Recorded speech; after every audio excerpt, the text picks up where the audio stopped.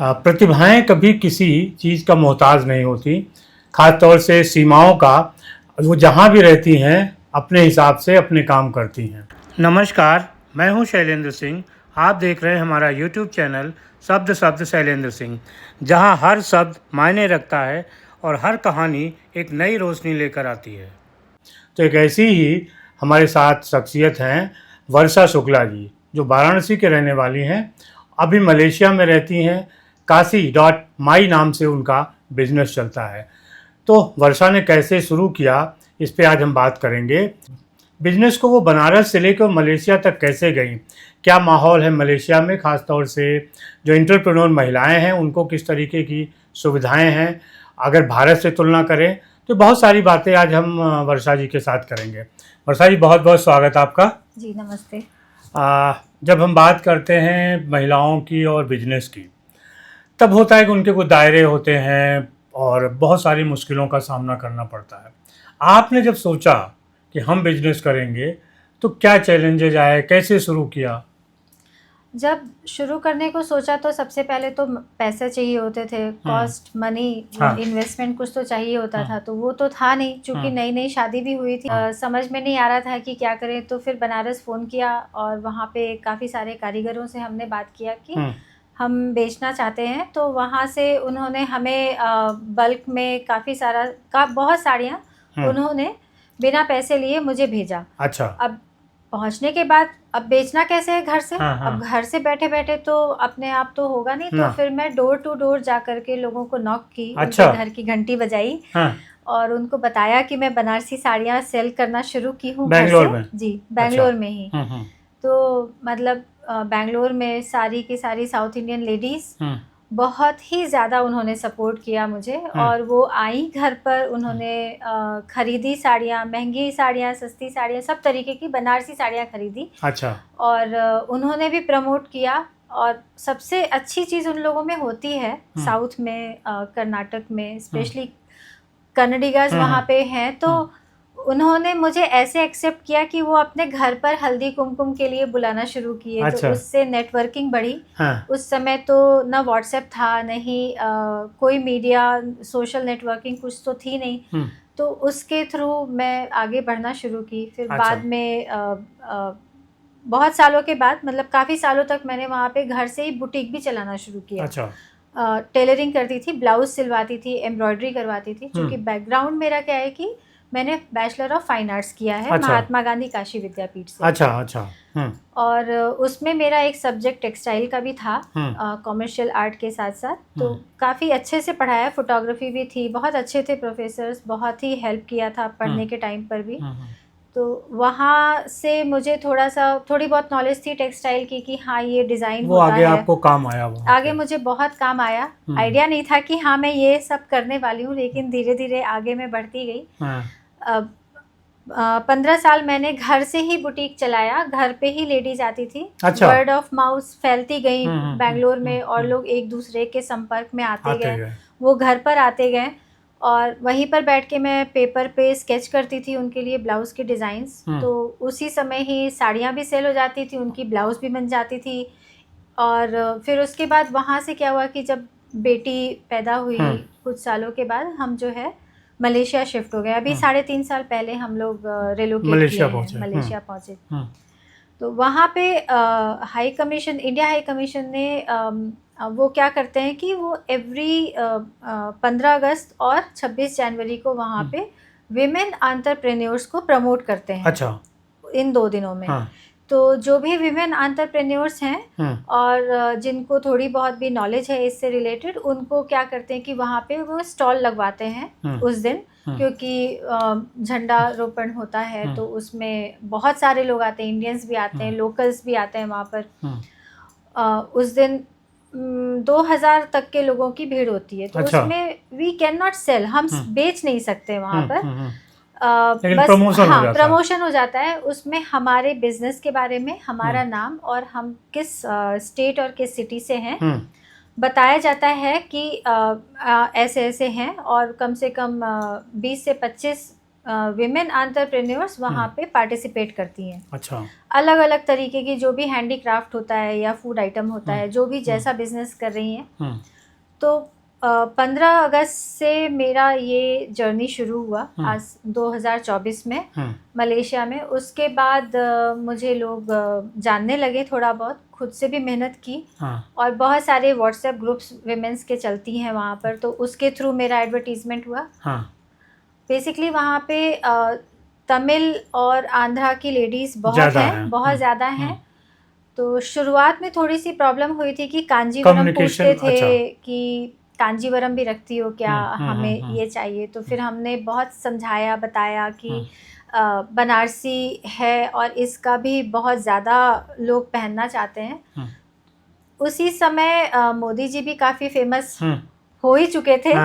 और वो बनारस से ही सांसद हैं। हाँ, सांसद हैं। तो थोड़ा ज़्यादा मेहनत नहीं करनी पड़ी, थोड़ी सी करनी पड़ी। तो उससे क्या हुआ कि बनारस का नाम बहुत हो गया। और वहाँ मोदी जी के साथ आपकी मुलाकात हुई? हाँ, उनसे मैंने हाथ मिलाया था। अच्छा। तो वो आए थे कि जितने भी हमारे मतलब जैसी लेडीज़ हैं सबको इकट्ठा किया गया था। और स्पेशली मेरे ख्याल से 200 से 250 के करीब हम लेडीज़ थे वहाँ पर। और उसमें हमें फ्रंट रो में खड़ा किया गया था हाथ मिलाने के लिए। वो सभी से हाथ मिलाए थे, किसी को भी नहीं छोड़े थे। जैसे कोई पीछे भी है ना, तो वो ऊपर हाथ करके ऊपर से भी मिलाए थे। अच्छा, आप बनारस के हो, इसके लिए उनको थोड़ा ज़्यादा उत्सुकता रही होगी, उनके क्षेत्र के थे। जी, वो भी थी। और मोदी जी की वजह से क्या है कि अब जो हमारे कारीगर हैं, अभी तो 50 से ज़्यादा कारीगर हैं जो मेरे साथ काम कर रहे हैं। मेरे ऊपर बहुत ट्रस्ट वहीं मलेशिया में? हाँ, मतलब बनारस में जो कारीगर हैं। अच्छा। वो साड़ियाँ, हाँ, साड़ियाँ मेरे लिए बुनते हैं और मैं वहाँ पे प्रमोट करती हूँ। और इसमें उन कारीगरों का स्पेशल जितना भी जो पहला सैंपल निकलता है, वो सबसे पहले मेरे पास आता है। अच्छा। वहाँ पर दिखाने के लिए। तो जो लेडीज़ हैं वहाँ पे नॉर्थ इंडियन है, साउथ इंडियंस हैं, मलय लोकल्स हैं, सिंगापुरियन हैं, जापानीज़ हैं, चाइनीज़ हैं। ये सभी लोग मुझसे इस समय वहाँ पे लखनवी चिकनकारी और बनारसी, यही 2 स्पेशलिटी खरीदते हैं। अच्छा। और मांगते हैं। अच्छा, एक प्रॉब्लम वहाँ कम्युनिकेशन की आई होगी, लैंग्वेज की, उसको कैसे हल किया? अरे बहुत इजी है। मतलब आपको मलय नहीं आती है, 8-10 वर्ड्स कॉमन हैं जो कि फटाफट सीख लिया था। और मैक्सिमम वहाँ पे जो गार्ड्स हैं वो नेपाल के हैं। तो अच्छा। सबको हिंदी आती है। और जितने भी इंडियंस हैं सभी को हिंदी आती है, चाहे वो साउथ इंडियंस हो, चाहे वो मतलब किसी और स्टेट के हों, सभी को हिंदी आती है। और मोस्टली हम इंग्लिश में ही कम्युनिकेट करते हैं। घर से ही करते हैं वहाँ पर। हमारा ऑनलाइन इंस्टाग्राम चैनल है, व्हाट्सएप ग्रुप है। तो ऐसा कुछ खास प्रॉब्लम्स तो नहीं आती है। वही घरेलू ज़िंदगी है जो हमें बहुत ही ज़रूरी है करना। अगर वो भी नहीं करेंगे तो फिर कैसे होगा। अच्छा, तो वहाँ किस किस टाइप की और किन कलर्स को ज़्यादा लोग प्रेफर करते हैं? सबसे ज़्यादा तो पसंद आता है उन्हें है एक तो हरा रंग। अच्छा। हरा रंग की तो बहुत ज़्यादा डिमांड है। हाँ। हरे रंग की साड़ी है तो मतलब एक के पास है तो दूसरे को, हाँ, दूसरे को चाहिए ही चाहिए। और दूसरा है गोल्डन कलर। और वहाँ पे क्रिश्चियन कम्युनिटी भी है जो कि इंडियन क्रिश्चियंस हैं। उनको वाइट बहुत चाहिए होता है। अच्छा। क्योंकि वाइट उनके लिए बहुत ही शुभ कलर होता है, तो वो लेते हैं। हाँ, वो शादी में भी पहनते हैं और दूसरे फंक्शन में वाइट ज़्यादा प्रयोग करते हैं। तो और जो हमारे इंडियंस हैं जो हिंदू हैं, तो उनको लाल रंग और पीला रंग बहुत चाहिए होता है, जो यहाँ का लोग पसंद करते हैं। जो पसंद होता है। हरा रंग साउथ में इसलिए जाता है क्योंकि हो सकता है कि वो उनके लिए काफ़ी शुभ रहा हो। और जो वहाँ के जो लोकल मलयस हैं वो भी साड़ियाँ खरीदती हैं हमसे, जबकि अच्छा। वो साड़ी पहनते नहीं है, उनका अपना एक ट्रेडिशनल ड्रेस वियर है, वही पहनती हैं। तो वो इसलिए खरीदती है कि साड़ी में पूरा 6.5 मीटर होता है। तो उस 6.5 मीटर में उनका पूरा ड्रेस अटायर बन जाता है। और उनको प्योरिटी का कॉन्फिडेंस होता है कि अगर ये इंडिया से आया है तो प्योर है। मतलब वो साड़ी से अपनी ड्रेस बनाती है? हाँ, साड़ी से अपनी ड्रेस बनाती है। अच्छा। और क्या, जैसे साउथ इंडिया के बारे में जब बात होती है तो लोग कहते हैं कि साउथ और नॉर्थ में बड़ा खिंचाव है, वो सपोर्ट नहीं करते, लेकिन आपकी बातचीत से लगा कि वहाँ आपको काफ़ी सपोर्ट मिला। मुझे आज तक ऐसा नहीं लगा कि खिंचाव है, कोई भी ऐसी चीज़ है ही नहीं। मैं उतना ही ज़्यादा एक्सेप्टेड हूँ कि जितना आप अपने परिवार में भी नहीं होते उतने, जितना कि वहाँ पे मेरी तमिल नेबर्स हैं, फ्रेंड्स हैं, मेरी बहुत सारी आंध्रा से जो लेडीज़ हैं वहाँ पे रहती हैं, वो मेरी स्टूडेंट हैं, क्योंकि मैं योगा इंस्ट्रक्टर भी हूँ। मैंने यहाँ पे भी सीख रखा था, और वहाँ पे भी इंडिया हाई कमीशन ने जब लॉन्च किया था सर्टिफिकेट प्रोग्राम, तो वहाँ पे भी सीखा था। तो वो तेलुगु लेडीज़ हैं, उन्होंने भी मेरे से साड़ी खरीदी थी। अच्छा। तो वो सभी स्टूडेंट्स ने खरीदी थी, सिर्फ ये देख करके कि साड़ियाँ कितनी अच्छी हैं, प्योर हैं। ऐसा कुछ मुझे ऐसा आज तक नहीं लगा मुझे। तो बात, तो ये एक पॉलिटिकल गिमिक भी होता है ना, बहुत सारी चीज़ें परसेप्शन में बना दी जाती हैं, और सोशल मीडिया के ज़माने में परसेप्शन ही सब जगह काम करता है, लोग वास्तविकता को समझना भी नहीं चाहते। और क्या कुछ आप बताना चाहती हैं इंडियन वुमेन्स को जो बिजनेस कर रही हैं, कैसे सरवाइव करें, अपने मार्केट को बढ़ाएं? सबसे ज़रूरी तो ये होता है कि पहले तो घर को, जैसे कि मैं करती हूँ कि सुबह उठ के सबसे पहले हम लोग घर थोड़ा सा सेट करते हैं, फिर उसके बाद योगा करते हैं, फिर उसके बाद आराम से बैठ करके जब आप इधर उधर की बातें ना करके थोड़ा सा फोकस के साथ अपना काम कर लीजिए कि क्या आपको मालूम है, आपकी हॉबी क्या है। क्या मालूम कि कल को आपकी हॉबी आपके लिए बहुत बड़ा वरदान हो जाए, प्रोफेशन बन जाए आपका। एक लेडी से मैं मिली थी, तो वो क्या है कि वो अचार बनाती हैं। तो उन्होंने जब मेरे से साड़ी खरीदी, तो उन्होंने मुझे अपने छोटे छोटे से कंटेनर्स में अचार दिए, 10 तरीके की वैरायटी के अचार दिए। मैं अचार नहीं खाती। साउथ में या मलेशिया में? मलेशिया में। अच्छा। तो और वो है बिहार से। मुझे मालूम नहीं था कि वो बिहार से हैं। तो जब उन्होंने अपना नाम बताया तो फिर मुझे समझ में आया। तो उन्होंने मुझे सैंपल्स दिए थे, तो मैंने बोला मैं अचार तो खाती नहीं हूँ, हमारे घर में कोई भी नहीं खाता है। तो बोले ट्राई करो। उनका एक एक अचार, उनकी हॉबी थी एक्चुअली अचार बनाना, कि घर पे परिवार में करीबन 9 डब्बे सैंपल दिए थे, 9 डिफरेंट वैरायटी। और वो अपने ही गृहस्थ जीवन में ही करते करते आज वो मतलब मलेशिया में कई हजार रिंगिट्स, मतलब अच्छा। कि मतलब करीबन लाख रुपए तक का वो हर महीने का केवल वो अचार बना के केवल इंडियन कम्युनिटी में ही सेल कर देती हैं। बाहर का तो ऑर्डर कितना आता होगा मुझे तो नहीं मालूम, लेकिन वो ऐसे फेमस है। और भी एक लेडी से मैं मिली थी, वो महाराष्ट्रियन है।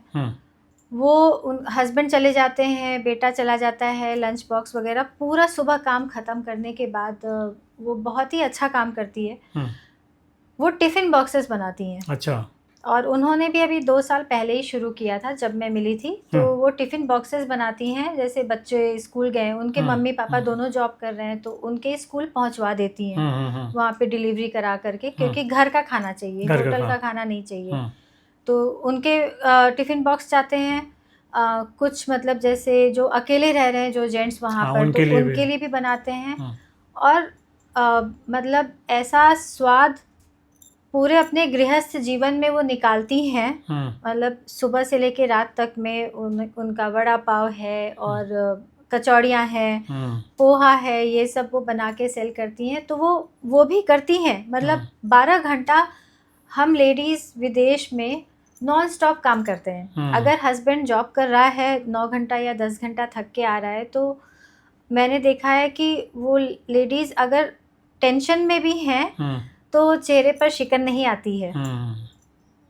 स्ट्रगल है, हाँ, बहुत बड़ा स्ट्रगल है कि आप, लेकिन उस स्ट्रगल को मुस्कुराते हुए फेस करना। हाँ, मुस्कुराते हुए फेस करती हैं। और इंडिया में अपने पेरेंट्स को कोई पता नहीं चलने देता है, रिलेटिव्स को भी नहीं पता चलने देता है कि हमारी लाइफ विदेश में कितनी स्ट्रगल भरी है। हाँ। फिर भी हम लोग मुस्कुराते हुए वहाँ पे सब कुछ कर ले जाते हैं।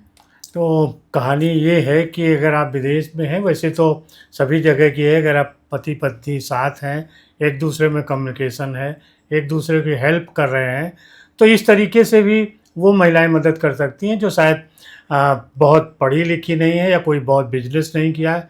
उनके जो हॉबी है अचार बनाना, खाना बनाना, उसको भी एक बिजनेस की तरीके से ले सकती हैं। जी। एक चीज़ बहुत ही इम्पॉर्टेंट चीज़ है कि जैसे पहले बहुत साल पहले बिजली नहीं हुआ करती थी अपने यूपी में, स्पेशली बनारस में तो होती ही नहीं थी। मतलब बहुत ही परेशान हम लोग रहा करते थे कि गर्मी से बेहाल, जाड़े में भी जाड़े से बेहाल, रात में सो नहीं पाते थे। बिजनेस बहुत सफ़र करता था बनारस में, क्योंकि मैं पिछले 19 साल से साड़ियाँ बेच रही हूँ। तो अब क्या है कि बनारस में बिजली है, यूपी में बिजली है, उसकी वजह से अब साड़ियाँ बड़ी जल्दी बन जाती हैं। बिजली होने की वजह से जनरेटर और इन्वर्टर पर निर्भर नहीं होना पड़ रहा है, सोलर यूनिट्स लग चुकी हैं। तो मैं इसके लिए सबसे पहले तो बीजेपी और अपने प्राइम मिनिस्टर मोदी जी हैं, उनको भी थैंक यू बहुत बोलना चाहती हूँ, क्योंकि उनकी वजह से हम एंटरप्रेन्योर्स बहुत आगे बढ़ रहे हैं। बेसिकली जो सबसे बड़ी समस्या थी बिजली की, वो ख़त्म हो गई है। और अगर बिजली की समस्या ख़त्म हो गई तो समझिए उद्योग बिजनेस तेज़ी से आगे बढ़ते हैं। बहुत सारे लोग अभी बिजली को लेके हो सकता है कि कंट्रोवर्सी हो, क्योंकि लोग कहना है कि बिजली आ रही जा रही है, लेकिन एक बिजनेसमैन का जो बिजनेस संभाल रहा है, उनका ये मानना है कि बिजली आने से हमारा व्यापार बढ़ा है। तो बहुत शुक्रिया वर्षा जी आपका, और दोस्तों आपका भी शुक्रिया कि आप इतने लंबे समय तक हम लोग के साथ बने रहे। धन्यवाद।